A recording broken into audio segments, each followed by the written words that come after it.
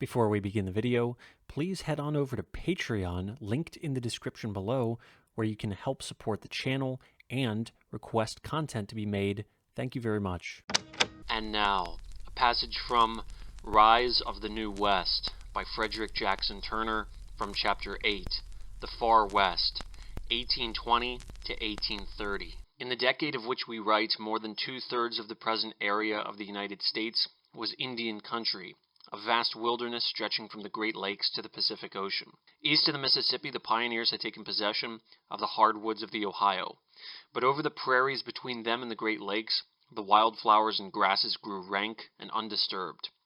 To the north, across Michigan and Wisconsin, spread the somber white pine wilderness, interlaced with hardwoods, which swept an ample zone along the Great Lakes, and in turn faded into the treeless expanse of the prairies beyond the Mississippi. To the south, in the Gulf Plains, Florida was for the most part a wilderness, and as we have seen, great areas of Mississippi, Alabama, and Georgia were still unoccupied by civilization. West of the Mississippi lay a huge new world, an ocean of grassy prairie that rolled far to the west till it reached the zone where insufficient rainfall transformed it into the arid plains, which stretched away to the foothills of the Rocky Mountains. Over this vast waste, equal in area to France, Germany, Spain, Portugal, Austria, Hungary, Italy, Denmark, and Belgium combined, a land where now wheat and cornfields and grazing herds produce much of the food supply for the larger part of America and for great areas of Europe, roam the bison and the Indian hunter. Beyond this, the Rocky Mountains and the Sierra Nevadas, enclosing high plateaus, heaved up their vast bulk through nearly 1,000 miles from east to west, concealing untouched treasures of silver and gold. The great valleys of the Pacific coast in Oregon and California held but a sparse population of Indian traders, a few Spanish missions, and scattered herdsmen. At the beginning of Monroe's presidency, the Pacific coast was still in dispute between England, Spain, Russia, and the United States. Holding to all of Texas, Spain also raised her flag over her colonists, who spread from Mexico along the valley of the Rio Grande to Santa Fe, and she claimed the great unoccupied wilderness of mountain and desert comprising the larger portion of Colorado, Arizona, Utah, and Nevada, as well as California. In the decade of 1820 to 1830, fur traders threaded the dark and forbidding defiles of the mountains, unfolded the secrets of the Great Basin, and found their way across the Rockies to California and Oregon. The government undertook diplomatic negotiations to safeguard American rights on the Pacific, and extended a line of forts well into the Indian country.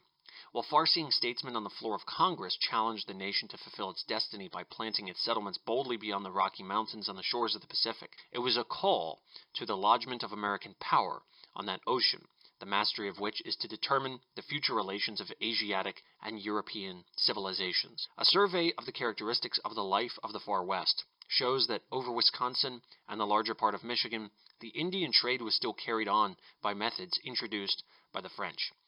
Astor's American Fur Company practically controlled the trade of Wisconsin and Michigan. It shipped its guns and ammunition, blankets, gewgaws, and whiskey from Mackinac to some one of the principal posts, where they were placed in the light birch canoes manned by French boatmen and sent throughout the forests to the minor trading posts. Practically all of the Indian villages of the tributaries of the Great Lakes and of the upper Mississippi were regularly visited by the trader. The trading posts became the nuclei of later settlements.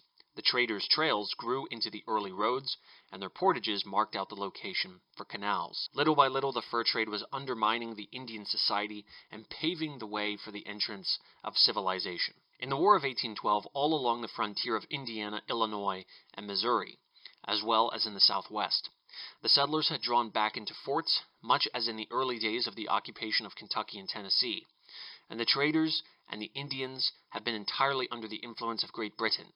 In the negotiations at Ghent, that power, having captured the American forts at Mackinac, Prairie du Chien, and Chicago, tried to incorporate in the treaty a provision for a neutral belt, or buffer state, of Indian territory in the Northwest to separate Canada from the United States. Taught by this experience, the United States at the close of the war passed laws excluding aliens from conducting the Indian trade, and erected forts at Green Bay, Prairie du Chien, Chicago, and Fort Snelling.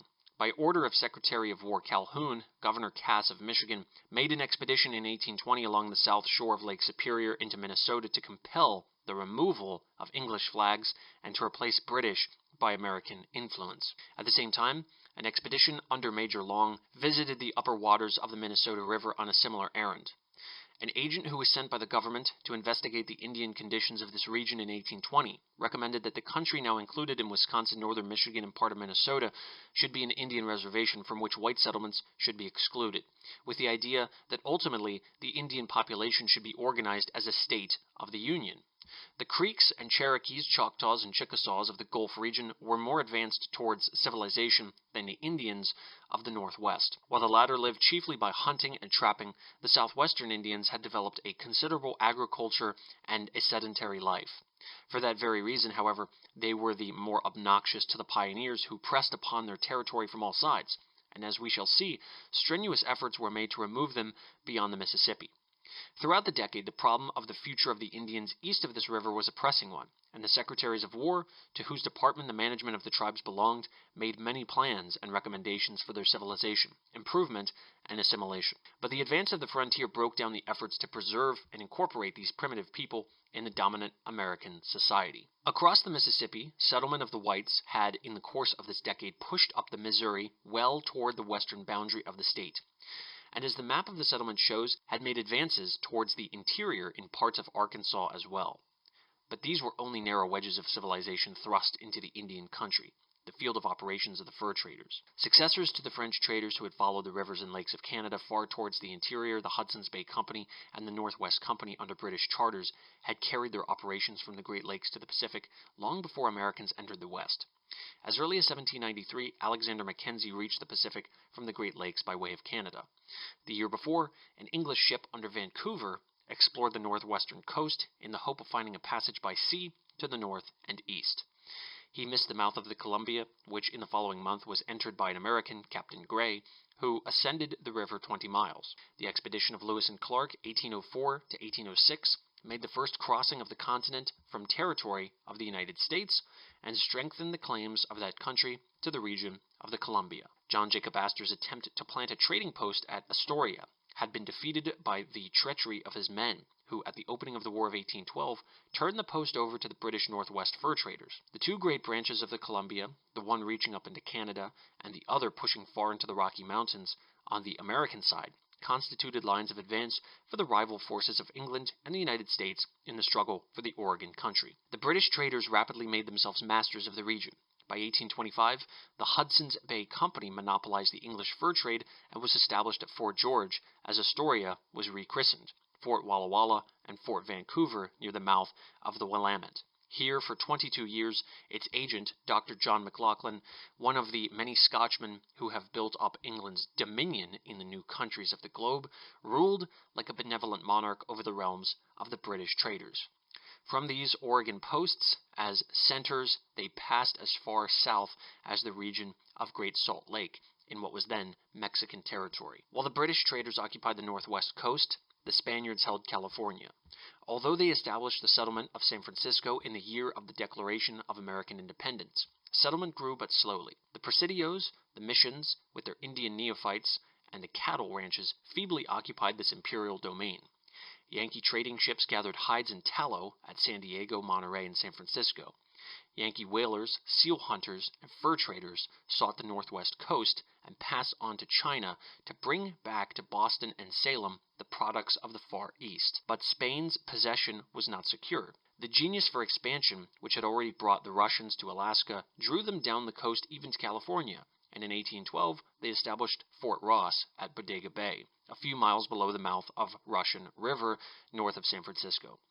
This settlement, as well as the lesser one in the Farallone Islands, endured for nearly a generation, a menace to Spain's ascendancy in California in the chaotic period when her colonies were in revolt. In the meantime, from St. Louis as a center, American fur traders, the advance guard of settlement, were penetrating into the heart of the vast wilderness between the Mississippi and the Pacific coast. This was a more absolute Indian domain than was the region between the Alleghenies and the Mississippi at the end of the 17th century, an empire of mountains and prairies, where the men of the Stone Age watched with alarm the first crawling waves of that tide of civilization that was to sweep them away. The savage population of the Far West has already been described in an earlier volume of this series, with the development of the Rocky Mountain Fur Company. The most flourishing period of the St. Louis trade in the far west began. The founder of this company was William H. Ashley, a Virginian. Between the autumn of 1823 and the spring of the next year, one of his agents erected a post at the mouth of the Bighorn and sent out his trappers through the Green River Valley, possibly even to Great Salt Lake. A detachment of this party found the gateway of the Rocky Mountains through the famous South Pass by way of the Sweetwater branch of the North Fork of the Platte. This pass commanded the routes to the great interior basin and to the Pacific Ocean. What Cumberland Gap was in advance of settlement across the Alleghenies, South Pass was in the movement across the Rocky Mountains. Through it passed the later Oregon and California trails to the Pacific coast. On the lower Missouri and at various places in the interior, stockaded trading posts were erected by the Rocky Mountain Fur Company and its rival, the American Fur Company. In these posts, the old fur trade life of the past went on, with French half-breed packmen and boatmen commanded by the bourgeois. But in some of the best trading grounds, the savages declined to permit the erection of posts, and so under Ashley's leadership, bands of mounted American trappers, chiefly Kentuckians, Tennesseans, and Missourians, were sent out to hunt and trade in the rich beaver valleys of the mountains. The Rocky Mountain trappers were the successors to the Allegheny frontiersmen, carrying on in this new region where nature wrought on a vaster plan the old trapping life which their masters had carried on through Cumberland Gap in the dark and bloody ground of Kentucky. Yearly, in June and July, a rendezvous was held in the mountains to which the brigades of trappers returned with the products of their hunt to receive the supplies for the coming year. Here also came Indian tribes to trade and bands of free trappers, lone wanderers in the mountains to sell their furs and secure supplies. The rendezvous was usually some verdure-clad valley or park set in the midst of snow-capped mountains, a paradise of game. Such places were Jackson's Hole, at the foot of the lofty Tetons, Pierre's Hole, not far away, and Ogden's Hole, near the present site of Ogden in Utah. Great Salt Lake was probably first visited by Bridger in 1824, and the next year a party of Hudson Bay trappers were expelled by Americans who took possession of their furs. In 1826, Ashley carried a 6-pounder cannon on wheels to Utah Lake for the defense of his post. A new advance of the American fur trader was made when Jedediah Smith succeeded Ashley as the leader in Rocky Mountain trade and exploration. In 1826, he left the Salt Lake Rendezvous with a party of trappers to learn the secrets of the lands between the Rocky Mountains and the Pacific Ocean. Proceeding to the southwest along the Virgin River, Smith descended it to the Colorado and crossed the desert to San Diego, California. Here, by the intercession of a Yankee captain then in that port, he obtained supplies from the Spaniards and turned to the northwest, traveling parallel to the coast for some 300 miles to wintering grounds on the headwaters of the San Joaquin and the Merced. Leaving most of his party behind, he crossed the mountains by a route south of the Humboldt and returned to Great Salt Lake. Almost immediately, he set out again for California by the previous route and in 1827 reached the San Jose Mission. Here, he was arrested by the Spanish authorities and sent under guard to Monterey, where another Yankee skipper secured his release. Wintering once more in California, this time on the American Fork, he reached the coast in the spring of 1828 and followed the Umpqua River towards the Oregon country.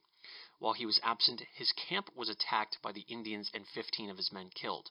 Absolutely alone, Smith worked his way through the forest to Fort Vancouver, where he enjoyed the hospitality of Dr. McLaughlin through the winter. In the following spring, he ascended the Columbia to the Hudson Bay posts among the Flatheads and made his way in the summer of 1829 to the rendezvous of his company at the Tetons. In 3 years, this daring trader, braving the horrors of the desert and passing unscathed from Indian attacks which carried off most of his companions, opened to knowledge much of the vast country between Great Salt Lake and the Pacific. In 1831, while on the Santa Fe Trail, Smith and his companions lost their way.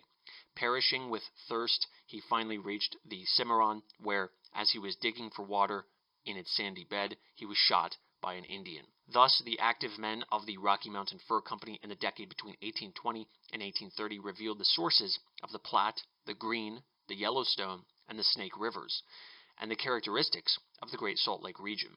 They pioneered the way to South Pass, descended Green River by boat, carried cannon into the interior basin, showed the practicability of a wagon route through the Rockies, reached California from Salt Lake, crossed the Sierras and the deserts of Utah and Nevada, and became intimately acquainted with the activity of the British traders of the northwest coast.